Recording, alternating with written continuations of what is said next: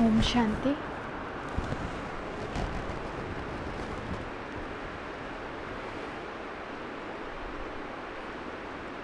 आज इस राजयोग शिविर के अंतिम सत्र में हम वो विधि जानेंगे कि कैसे हम अपने मन बुद्धि को शिव पिता परमात्मा से जोड़ सकते हैं, क्योंकि समझने में ही आता है राजयोग, योग अर्थात जुड़ना।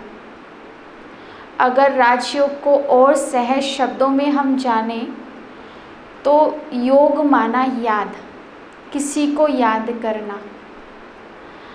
वैसे तो हम बहुत सी वस्तुओं को भी याद करते हैं, व्यक्तियों को भी याद करते हैं, स्थानों को भी याद करते हैं।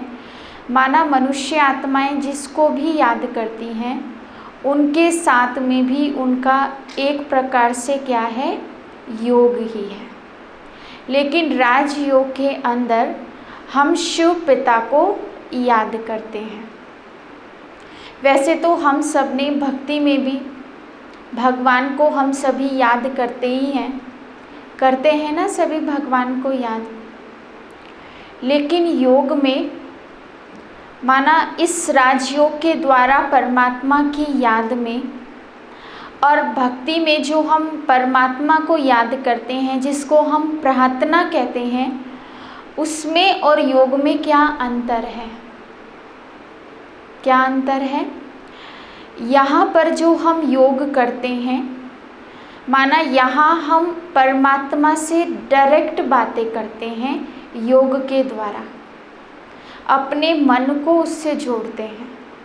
लेकिन भक्ति के अंदर जो हम प्रार्थना करते हैं, वहाँ पर हम किसी और की भावनाएं जो पहले से ही गीतों के द्वारा, मंत्रों के द्वारा बनाई गई हैं, उन भावनाओं को परमात्मा पर समर्पित करते हैं। लेकिन वो क्या है, माना वो पहले से बनी हुई है, वहाँ हमारी परमात्मा से बातचीत नहीं हो रही है, वहाँ हमारा कनेक्शन उससे नहीं जुड़ रहा है। बस जो पहले से ही मंत्र है सीधा, और कई बार तो ऐसा होता है हमें उनका अर्थ भी पता नहीं होता है, और बस हम परमात्मा के सामने या जिसको भी हम मानते हैं उनके सामने बोल देते हैं। क्योंकि अभी तक भगवान से जो हमारा संबंध है वो भक्त और भगवान का है बस।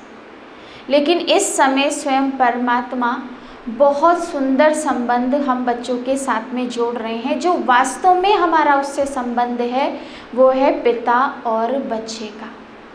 वो हमारा पिता है और हम उसके बच्चे हैं।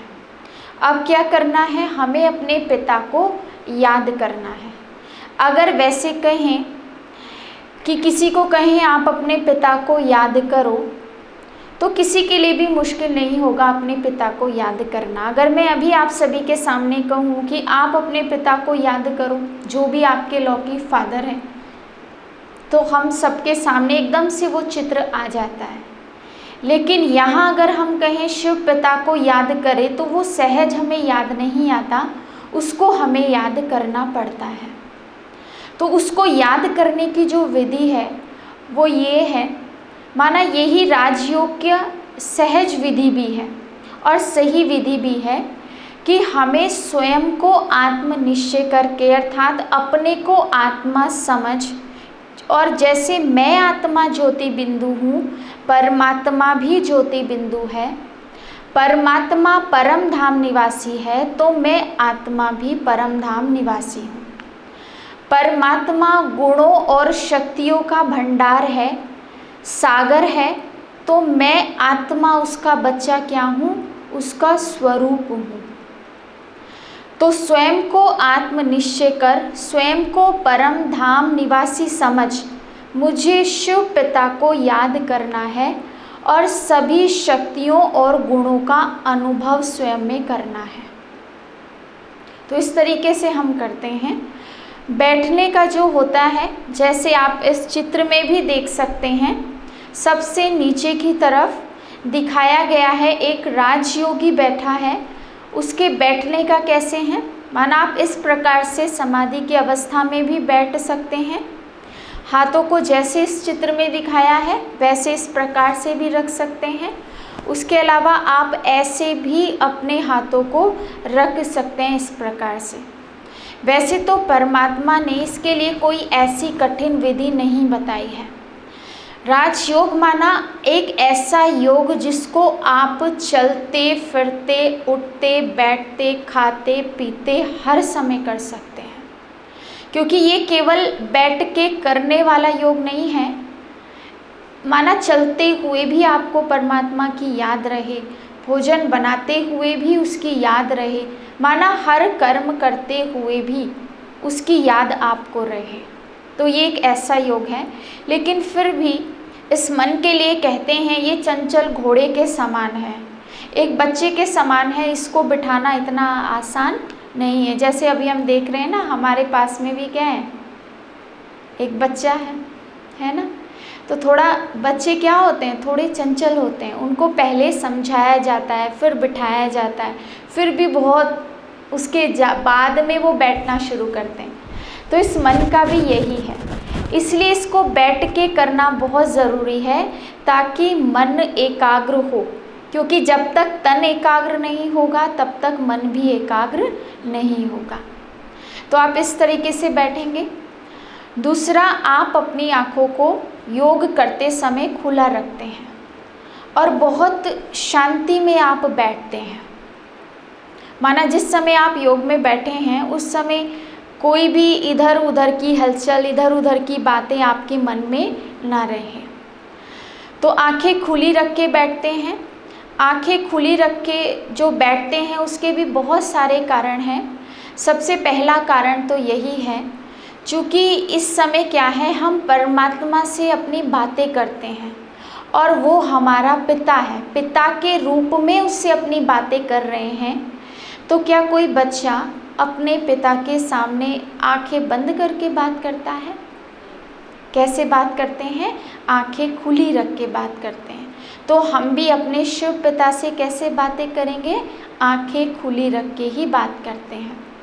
दूसरा, परमात्मा से जो शक्तियाँ आपको मिलती हैं वो प्रकाश और किरणों के रूप में मिलती हैं, और कहते हैं आंखें सबसे ज़्यादा एनर्जी को एब्जॉर्व करती हैं। तो अगर आपने आंखें खुली रख के योग करने का अभ्यास किया तो जितनी शक्ति आपको मिलनी चाहिए उतनी नहीं मिल पाएगी। और तीसरा, चूँकि एक ऐसा योग है जिसको आप चलते फिरते, उठते बैठते हर समय उसका अभ्यास करते हैं, हर समय परमात्मा की याद में रहते हैं। अगर आपने आंखें बंद करके याद करने का अभ्यास कर लिया तो जिस समय आपकी आंखें खुली रहेंगी उस समय आप परमात्मा को याद नहीं कर पाएंगे। और सोचा कि चलो उसको याद करते हैं, आंखें बंद की तो काम रुक जाएगा। तो ऐसा तो हमें नहीं करना है। हमें अभ्यास करना है कि हर समय मन उसका चिंतन करता रहे, बुद्धि उसको विजुअलाइज करती रहे और हम इस शरीर के द्वारा अपने कार्य करते रहें। और कहते हैं जो भी कार्य हम परमात्मा की याद में रहकर करते हैं उनमें सफलता अवश्य मिलती है और हमारे कार्यों में भी परफेक्शन आता है, अच्छे होते हैं। ठीक है, तो जब भी आप योग का अभ्यास करें तो आंखें खुली रख के ही अभ्यास करें। अब जब योग में बैठते हैं उस समय करना क्या है? क्या करना है? क्योंकि शिव पिता क्या है, जैसे सूर्य होता है, आसमान में सूर्य चमकता है आकाश में, तो अगर हमें सूर्य की ज़्यादा से ज़्यादा एनर्जी को लेना है, ज़्यादा से ज़्यादा हीट को लेना है, तो क्या करते हैं? कई लोग ऐसे प्रयोग भी करते हैं ना, कहते हैं यदि सूरज के सामने एक लेंस रख दिया जाए तो लेंस क्या करता है कि सूरज की सारी किरणों को अपने ऊपर अवशोषित कर लेता है और उससे इतनी हीट पैदा होती है कि अगर उसके नीचे कोई पेपर रख दिया जाए तो वो भी जल जाता है।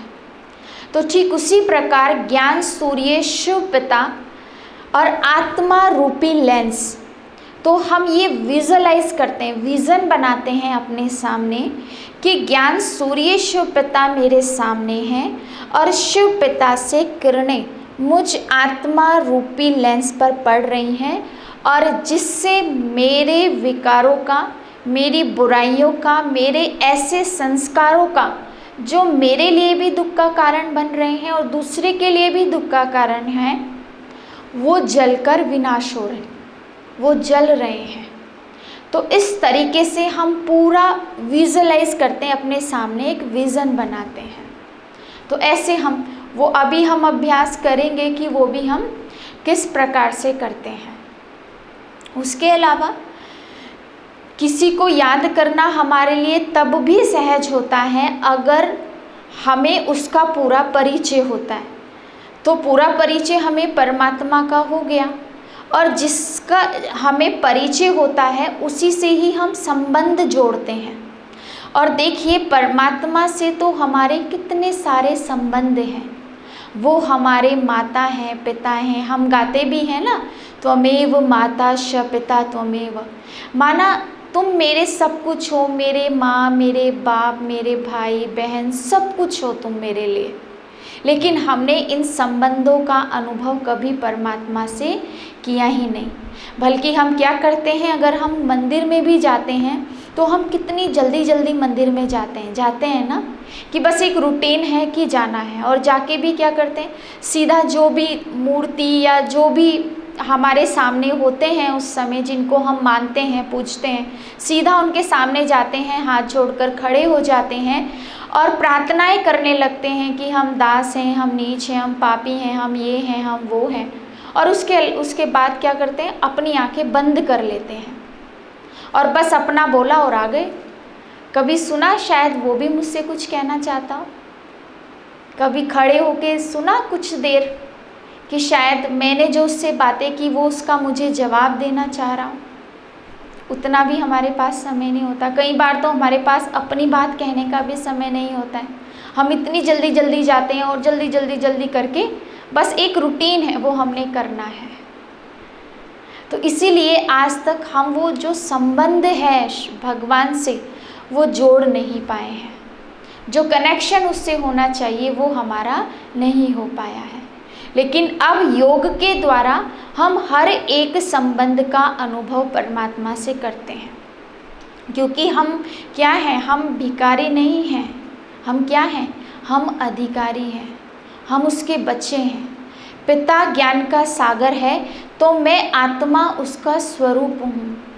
पिता शांति का सागर है तो मैं आत्मा उसका स्वरूप हूँ, मैं अधिकारी हूँ, क्योंकि हम भगवान के बच्चे क्या हैं, अधिकारी हैं। तो इसी अधिकार से हमें परमात्मा से अपने हर संबंध को जोड़ना है और हर संबंध का अनुभव अपने जीवन में करना है। ये धीरे धीरे जैसे जैसे आप अभ्यास करते जाएंगे आप स्वयं अनुभव करेंगे। उसके अलावा यदि हम इस राजयोगी जीवन को और मजबूत बनाना चाहते हैं, हम चाहते हैं कि बहुत जल्दी हमारे जीवन में परिवर्तन हो, बहुत जल्दी हम अनुभव करें परमात्मा शक्तियों का अपने जीवन में, तो उसके लिए राजयोग के 4 स्तंभ बताए गए हैं, 4 पिलर्स बताए गए हैं। कहते हैं ना, अगर पिलर्स नहीं होगा तो हम मकान को खड़ा नहीं कर पाएंगे।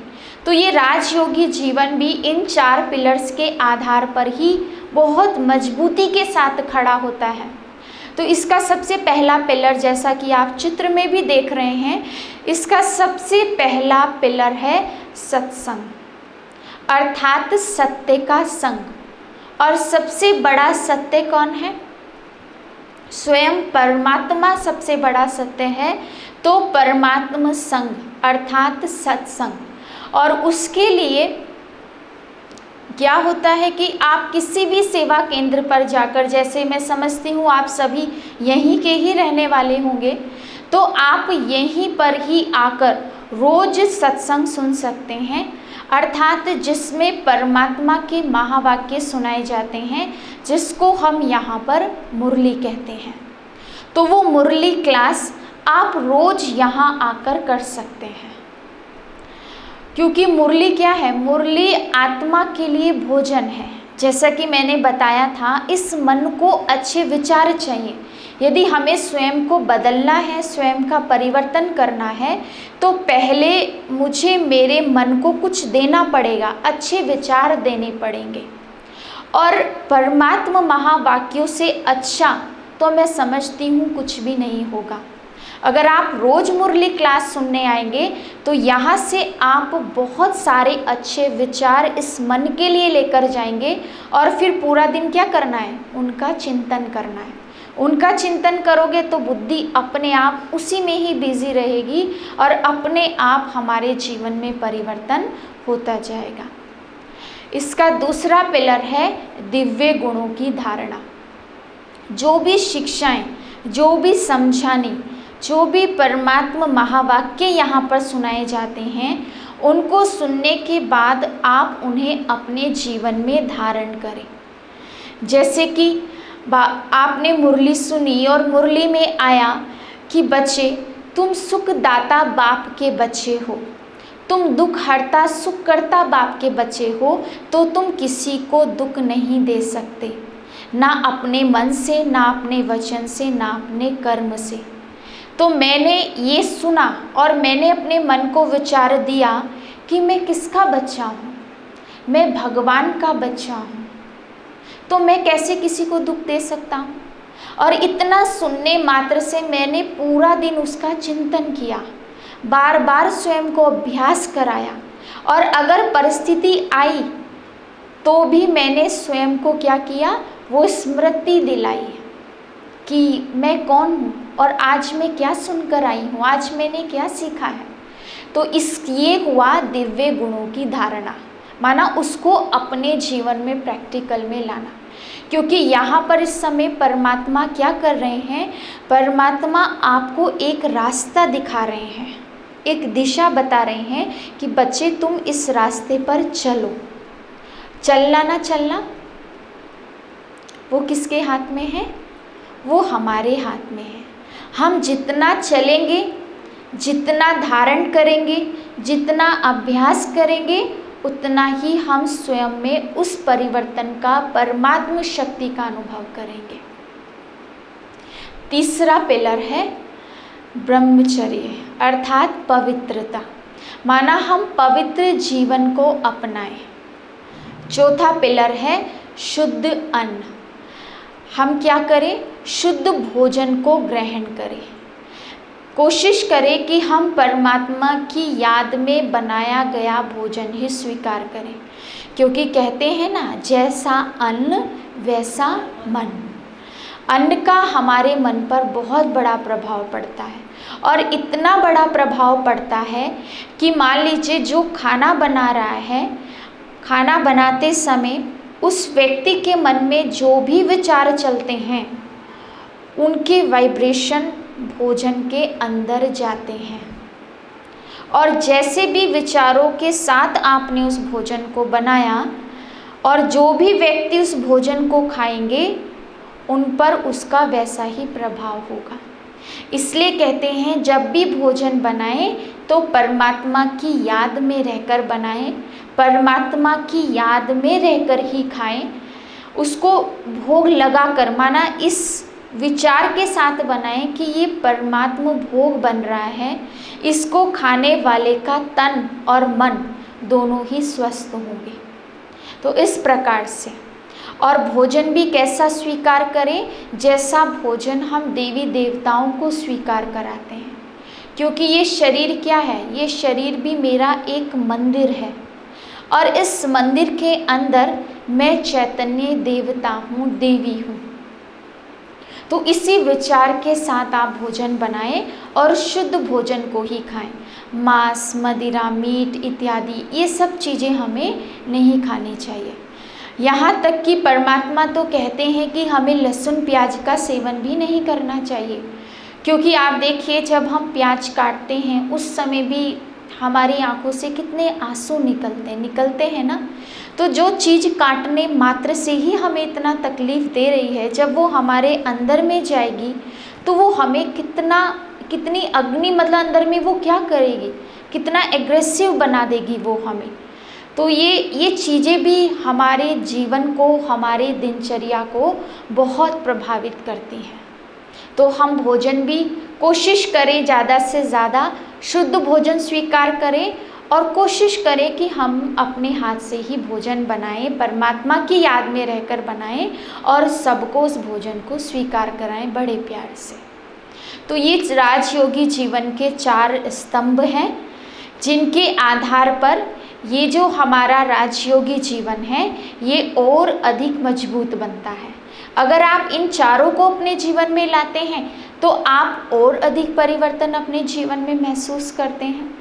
बाकी तो परमात्मा इस समय आपको एक रास्ता दिखा रहे हैं कि बच्चे जितना तुम इस पर चलोगे उतना तुम्हारा जीवन परिवर्तन होता जाएगा। तो इस प्रकार से हम करते हैं। तो सबको क्लियर हुआ ये?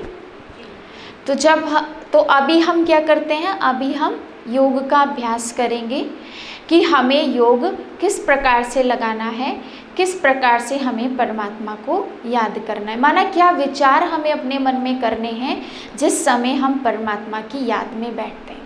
बस आपको 2 चीज़ें ज़रूर याद रखनी है कि मैं कौन हूँ और परमात्मा कौन है और उससे मेरा क्या संबंध है। बस तो मैं कौन हूँ? मैं आत्मा ज्योति बिंदु स्वरूप हूँ और पिता परमात्मा शिव बाबा। बाबा हम उनको इसलिए कहते हैं क्योंकि वो हमारे पिता हैं। वैसे तो यहाँ पर कोई देहधारी गुरु नहीं है जिसको हम बाबा कहते हैं, यहाँ पर शिव पिता ही हैं जिनको हम प्यार से बाबा कहते हैं। क्योंकि बाबा कहने से क्या होता है, बहुत क्लोज का रिलेशन बन जाता है। ठीक है, तो शिव पिता शिव बाबा की याद में मुझे बैठना है। और तीसरी चीज़ कनेक्शन, उससे संबंध जोड़ने हैं। क्योंकि याद की सबसे पहला जो स्टेप है वो यही है कि मुझे शिव पिता से अपने संबंध को जोड़कर, जो भी आपको पसंद है, आपको उसको माँ बनाना है, आपको उसको पिता बनाना है, आपको उसको साथी बनाना है, आपको उसको भाई बनाना है, आपको उसको दोस्त बनाना है। जो भी संबंध आपको सबसे अच्छा लगता है उसी संबंध को जोड़कर आप उसको याद कर सकते हैं। ठीक है, तो इस प्रकार से हम अपने मन को चिंतन देते हैं। और जैसे ज्ञान सूर्य, जैसे सूर्य आसमान में चमक रहा है और सूर्य की यदि किरणें लेनी है तो बस क्या करते हैं, उसके सामने जाकर खड़े हो जाओ तो क्या होगा, अपने आप उसकी जो एनर्जी है, उष्मा है, हीट है, वो अपने आप हमारे ऊपर आएगी। ठीक वैसे ही हम मन के द्वारा ज्ञान सूर्य शिव पिता के सामने खड़े हो जाते हैं। अर्थात मन के द्वारा शिव पिता के सामने बुद्धि विज़न बनाएगी, विजुअलाइज करेगी और अपने आप जैसे उसकी किरणें मुझ आत्मा पर पड़ रही हैं। ठीक है, तो अभी हम अभ्यास करेंगे। लेकिन अभ्यास जो योग हमें करना है उसको करने से पहले एक छोटा सा 5 मिनट का अभ्यास हम सभी करते हैं। अभी जैसे जैसे मैं आप सबके सामने बोलती जाऊंगी, आप वैसे वैसे ही अपने मन को विचार देना और बुद्धि से वैसे ही विज़न बनाना। इस 5 मिनट के अभ्यास को करने के बाद फिर हम वास्तविक योग करेंगे, तो आपको इसको करने के बाद उस योग को करना सहज हो जाएगा। ठीक है, ऐसे ही करेंगे अभी। ओम शांति। अब आप सभी बोलेंगे नहीं, मैं जैसे जैसे आपको विचार देती जाऊंगी आप अपने मन को देना और बुद्धि से विज़न बनाना। अब आप सभी मन और बुद्धि के द्वारा इस हॉल से बाहर जाइए। सीढ़ियों से नीचे उतरिए।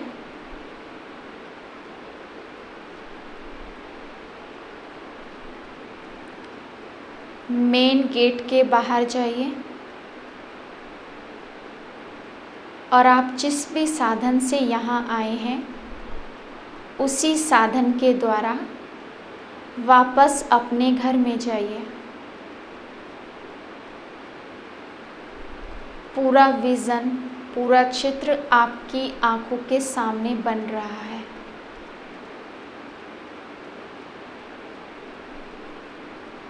पूरे रास्ते को देखते हुए अपने घर जाइए।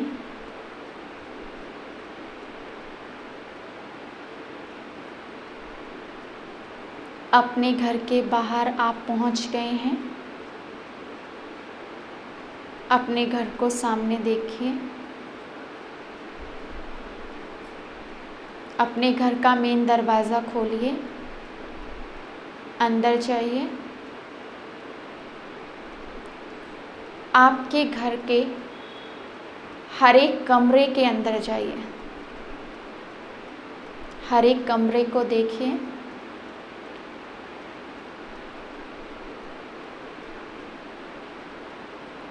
अब बाहर आ जाइए।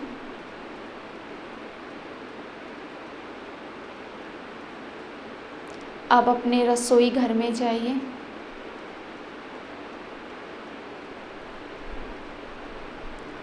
एक गिलास लीजिए। उस गिलास में पानी को भर लीजिए और आराम से एक उचित स्थान देखकर बैठ जाइए। ग्लास में जो पानी आपने भरा है उसको पी लीजिए।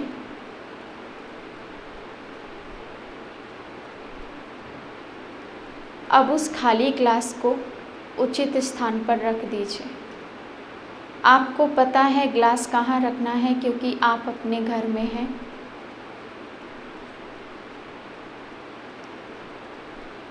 अब अपने घर से बाहर आइए। अब आपको यहाँ सेवा केंद्र पर आना है, तो जिस भी साधन से आप आते हैं उसको लीजिए और फिर से पूरे रास्ते को देखते हुए यहाँ आ जाइए। मेन गेट के बाहर अंदर आइए और सीढ़ियों से होते हुए यहाँ ऊपर आकर बैठ जाइए। ओम शांति। तो गए आप सभी अपने अपने घर। कौन नहीं गया? किसका ये भी क्या है, ये भी एक प्रकार का योग है, तो किसका योग नहीं लगा? कौन यहीं बैठा रहा? कोई भी नहीं। आप सब गए, बिल्कुल आराम से चले गए, तो आपको तो योग लगाना आ गया। ऐसे ही योग लगाना है, ऐसे ही योग लगाते हैं। चूँकि परमात्मा क्या है, निराकार ज्योति बिंदु रूप है, तो वो ऐसे ही जैसे हम सभी स्थूल नेत्रों से दिखाई देते हैं ना। अभी आपका घर आपके सामने नहीं था, फिर भी आपने अपने घर को देख लिया। आप वहाँ कितनी सहजता से पहुँच गए, पहुँचे ना सभी। ठीक वैसे ही परमात्मा भी इस स्थूल नेत्रों से दिखाई नहीं देता है, उसे अंतर चक्षु से देखा जाता है, माना मन की आँखों से देखा जाता है। जैसे अभी आप सब अपने मन की आँखों से सभी गए, यहाँ से बाहर गए, घर गए, फिर वापस आ गए यहीं पर ही। तो वैसे ही हमें परम पिता परमात्मा के पास जाना है, लेकिन कहाँ जाना है? अपने वास्तविक घर में जाते हैं। तो जब हम योग में बैठते हैं, तो जैसे अभी आपने अपने मन को विचार दिए अपने घर में जाने के लिए, ठीक वैसे ही जब हम योग में बैठते हैं तो हम अपने मन को विचार देते हैं उस परम धाम, शांति धाम, जो हम आत्माओं का वास्तविक घर है, उस घर में जाने के लिए विचार देते हैं। वहाँ जाते हैं, शिव पिता से मिलते हैं, शक्तियों का अनुभव करते हैं और फिर वापस आते हैं। लेकिन इस घर में तो आप बहुत जल्दी चले गए, लेकिन वहाँ नहीं जा पाएंगे सहजता से। क्यों नहीं जा पाएंगे वहाँ एकदम से? पता नहीं है। अब पता तो चल गया, लेकिन अभ्यास नहीं है। इस घर में जाने का बहुत अभ्यास है और इस घर को देखने का भी बहुत अभ्यास हो गया है। तो अभ्यास के कारण एकदम से पहुंच गए, और वहाँ जाने का अभी अभ्यास है ही नहीं, पहली बार जाएंगे। लेकिन जैसे इसका अभ्यास हो गया, जब इसका अभ्यास हो जाएगा तो बहुत आसानी से चले जाएंगे। बाबा को याद किया और पहुंच गए बाबा के पास। कभी उसके पास पहुँचे, कभी उसको नीचे बुलाया, कभी ऐसे ही उससे मन की बातें करी, सारी बातें याद माना, योग माना अपने मन की बातें उससे करना। कुछ देर बैठ जाओ शिव बाबा के सामने, उसको अपने सामने विजुअलाइज करो, विज़न बनाओ, विचार दो, वो मेरे सामने बातें करो उससे। बाबा आज ये करना है, बाबा ये, बाबा ऐसे, बाबा माना इतना क्लोज का संबंध उससे हो। ठीक है, तो चले फिर अपने घर में। कोई भी परेशान मत होना कि मेरा तो योग ही नहीं लग पा रहा है, मेरे से तो हुआ ही नहीं है, क्योंकि पहली बार में नहीं होता है, एकदम से नहीं आएगा। आप कोशिश करेंगे, फिर आप सामने मुझे ही देखेंगे, फिर कोशिश करेंगे कि मैं भी चलता हूँ जो जो बताया जा रहा है, जहाँ जाना है, फिर आप सामने मुझे ही देखेंगे। लेकिन उसमें भी आप बिल्कुल भी परेशान मत होना कि मुझे योग करना नहीं आया।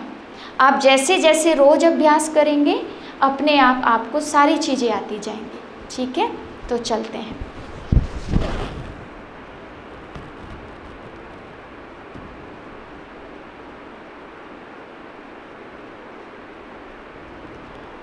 ओम शांति।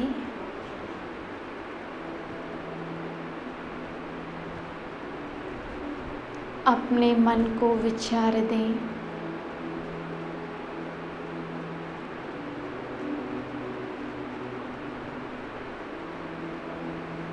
मैं ये शरीर नहीं हूँ, इस शरीर को चलाने वाली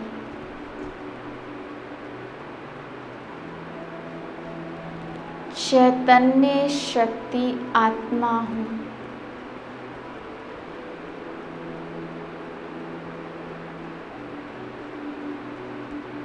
मैं आत्मा इस शरीर में भ्रकुटी के मध्य विराजमान हूँ। अपने दिव्य चक्षु से, अपने अंतर चक्षु से स्वयं को महसूस करें कि मैं आत्मा मस्तक मणि भ्रकुटी के मध्य विराजमान हूँ।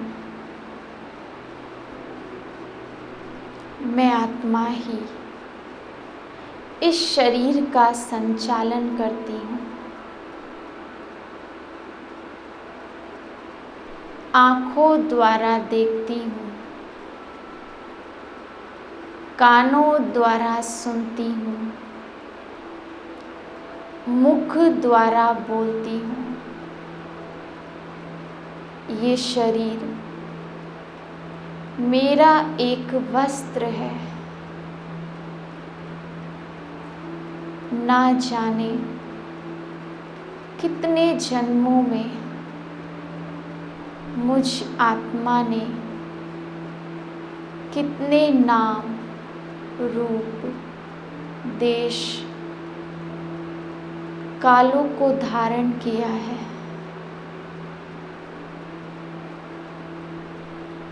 मैं आत्मा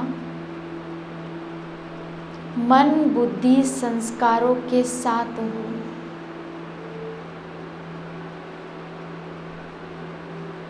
मैं आत्मा ज्ञान स्वरूप हूँ, पवित्र स्वरूप हूँ,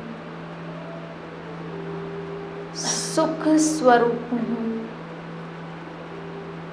शांत स्वरूप हूँ, आनंद स्वरूप हूँ, शक्ति स्वरूप हूँ।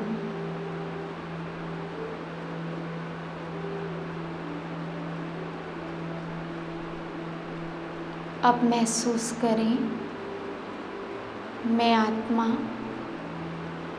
भ्रकुटी के मध्य से उड़कर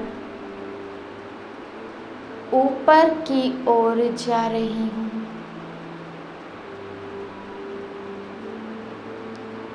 अपनी बुद्धि रूपी चक्षु से देखें कि एक सितारा मेरे मस्तक से उठकर ऊपर की ओर जा रहा है।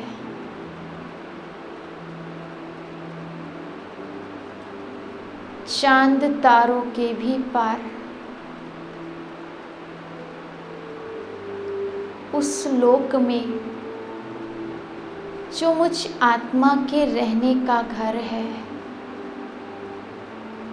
महसूस करें।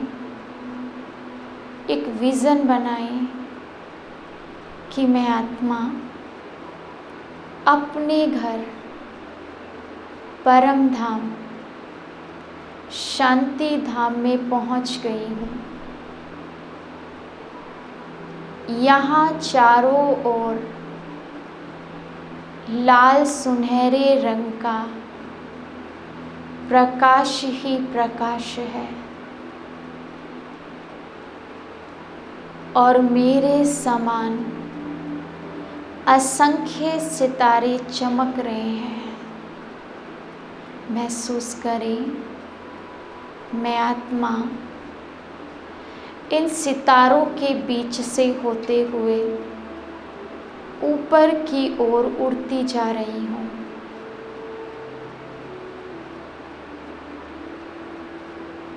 ज्ञान सूर्य शिव पिता के पास पहुँच गई हूँ। विज़न बनाएं, इस ज्योतिमय लाल सुनहरे रंग के प्रकाश की दुनिया में मैं आत्मा एक स्टार के समान मेरे सामने ज्योति बिंदु शिव पिता है। जैसे मैं आत्मा ज्योति बिंदु रूप हूँ, वैसे मेरे पिता परमात्मा भी ज्योति बिंदु रूप है। वो रूप में बिंदु लेकिन गुणों में सिंधु के समान है। महसूस करें, शिव पिता से शक्तियाँ प्रकाश और किरणों के रूप में मुझ आत्मा पर पड़ रही है और मैं आत्मा उनकी किरणों रूपी बाहों में समाती जा रही हूँ। महसूस करें,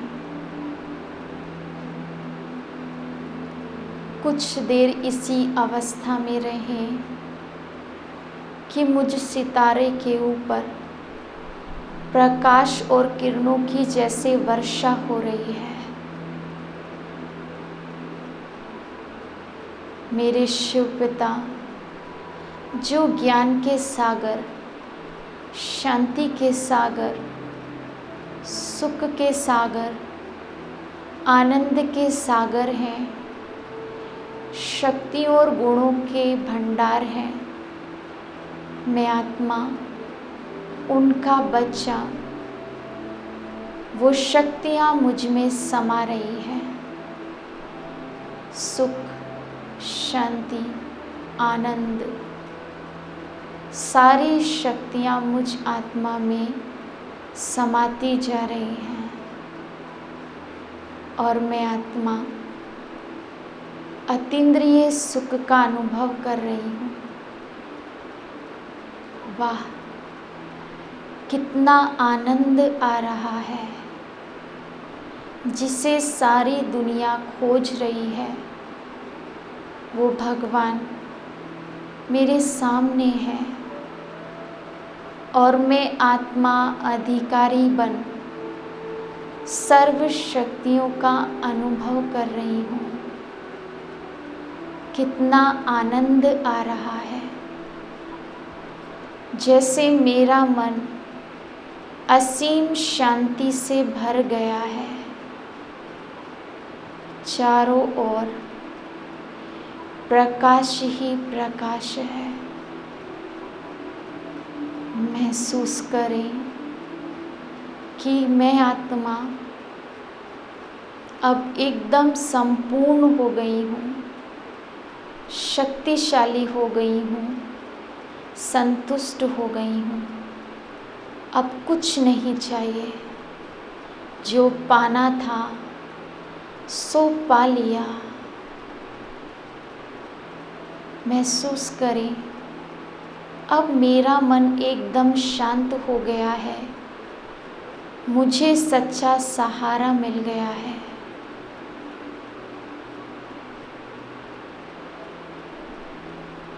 अब शक्तियों से भरकर मैं आत्मा पुनः इस सृष्टि मंच पर लौट रही हूँ। स्वयं को नीचे आता हुआ देखें, चांद तारों से भी नीचे पृथ्वी के वायुमंडल में प्रवेश कर चुकी हूँ और पुनः इस शरीर में भ्रकुटी के मध्य विराजमान हो गई हूँ। मेरा शरीर अब जैसे एकदम हल्का हो गया है। मेरे चारों ओर लाइट ही लाइट है और ये लाइट, ये शक्ति मुझ आत्मा से उतरकर चारों ओर फैल रही है और मैं आत्मा असीम शांति का अनुभव कर रही हूँ। ओम शांति, ओम शांति, ओम शांति।